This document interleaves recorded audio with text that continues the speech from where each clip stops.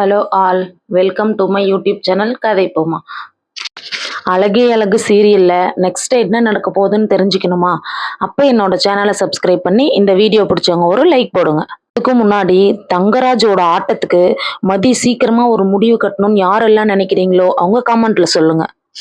தங்கராஜ் ரேவதிய கையை பிடிச்சி வெளியே இழுத்து தள்ளவும் ரேவதி வெளியே உட்காந்து அழுதுட்டே இருக்காங்க. மழை ஜோன்னு பெய்யுது. ரேவதிக்கு வேற என்ன பண்றதுனே தெரியல. இடி இடிக்க ரேவதியோட குழந்தைங்க 2 பேரும் நைட்ல எழுந்திருச்சு அம்மா அம்மான்னு கத்துறாங்க. தங்கராஜ் சொல்றாங்க, ஏய் 2 பேரும் ஒழுங்கா படுங்க, நான் தான் பக்கத்துல இருக்கேன்ல, ஏன் அம்மா இல்லைன்னா தூங்க மாட்டீங்களா? அப்பா அப்பா எனக்கு பயமா இருக்குப்பா, அம்மா வேணும்ப்பா, அப்பா அப்பா எனக்கு பயமா இருக்குப்பான்னு 2 குழந்தைங்களும் அழுவ தங்கராஜ் கல் நெஞ்சக்காரன் குழந்தைங்க அழுகிறத கேட்டு கூட ரேவதியை உள்ள கூப்பிடாமையே படுத்திருக்காங்க. ரேவதி திருப்ப திருப்ப குழந்தைங்க பயந்துக்குவாங்களேன்னு சொல்லிட்டு கதவை தட்டிட்டே இருக்காங்க. யாருமே கண்டுக்கவே இல்லை.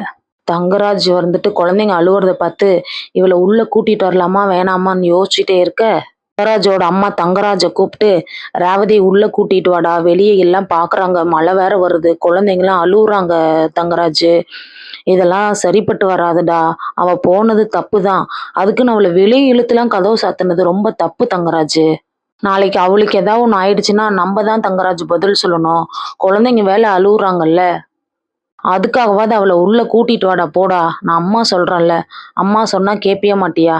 அம்மா உங்களுக்கு ஒன்றும் தெரியாது, கம்முன்னு இருங்க, அவளுக்கு இன்னைக்கு இந்த பனிஷ்மெண்ட் கொடுத்தாதான் நாளைக்கு தப்பு செய்யறப்ப இந்த ஞாபகம் வரும்.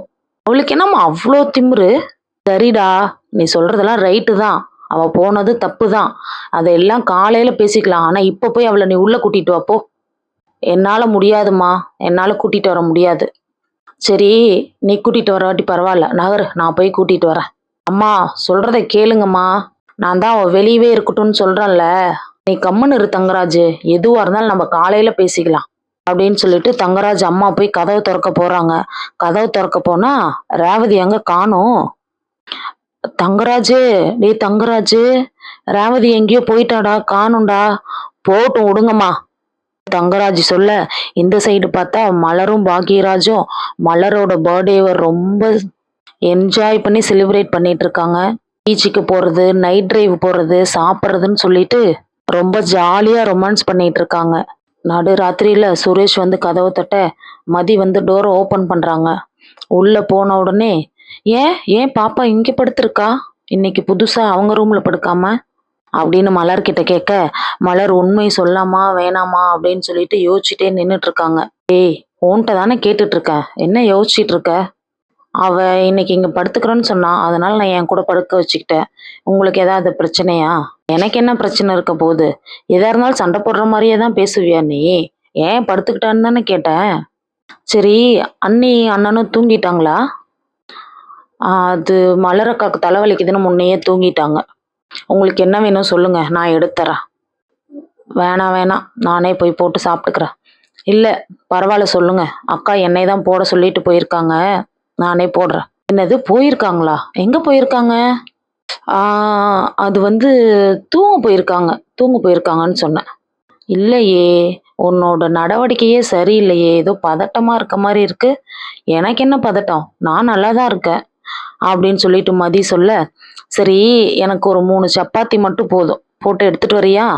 இங்கெல்லாம் போட்டு எடுத்துட்டு வர முடியாதுங்க, அங்க வந்து சாப்பிடுங்க. நகரு, நான் அண்ணிவே எழுப்பி விட்டு அண்ணிவே செஞ்சு தர சொல்றேன். வேணாம் வேணாம் வேணாம் வேணாம் வேணாம், உட்காருங்க, நானே எடுத்துட்டு வரேன் அப்படின்னு சொல்லிட்டு மதி கிச்சன்ல போய் சப்பாத்தி போட்டு சுரேஷ்க்கு எடுத்துட்டு வந்து கொடுக்குறாங்க. ராஜலட்சுமி திரும்பவும் தண்ணி குடிக்க வராங்க. ஓப்பன்லயே இருக்கத பார்த்துட்டு, யாரு டோர் ஓப்பன்லயே போட்டுட்டு வந்தது அப்படின்னு சொல்லிட்டு டோரை க்ளோஸ் பண்ண போறாங்க. மதி சப்பாத்தி எடுத்துட்டு போறத பார்த்துட்டு, ஏய் மதி, யாருக்கு எடுத்துட்டு போற? அவருக்கு தான் த. இருக்குன்னா சுரேஷுக்கா? ஆமாத்த. ஏன் அவன் எப்பவும் இங்கதானே சாப்பிடுவான்? தெரியலத்த, இன்னைக்கு அங்க கொண்டுட்டு வர சொன்னாங்க. சரி போ போ. கதவை எதுக்கு திறந்து போட்டுட்டே போயிருக்க? பையன் தான் வந்தாரு, அவரு லாக் பண்ணாம வந்திருப்பாரு போல. நான் சாத்திக்கிறேன், நீங்க போங்க, நீ போய் அவனுக்கு கொடு, நான் சாத்திக்கிறேன் அப்படின்னு சொல்லிட்டு ராஜலட்சுமி டோரை சாத்தலான்னு போகும்போது மதி நினைக்கிறாங்க, ஐயோ டைம் ஆயிடுச்சு, இவங்க சாத்த போற நேரத்துல அவங்க வந்துட்டா என்ன பண்றது அப்படின்னு சொல்லிட்டு பதட்டமா டோர் கிட்ட போறாங்க. மலரும் பாக்யராஜும் கரெக்டா வீட்டுல அப்பதான் என்ட்ரு ஆகுறாங்க. ராஜலட்சுமி கதவை சாத்துறாங்க. 2 பேரும் மாட்டிக்க போறாங்களா இல்லையான்றத நெக்ஸ்ட் எபிசோட்ல பார்ப்போம். என்னோட சேனலை சப்ஸ்கிரைப் பண்ணாதவங்க சப்ஸ்கிரைப் பண்ணிக்கோங்க. இந்த வீடியோ பிடிச்சவங்க ஒரு லைக் போடுங்க. Bye bye.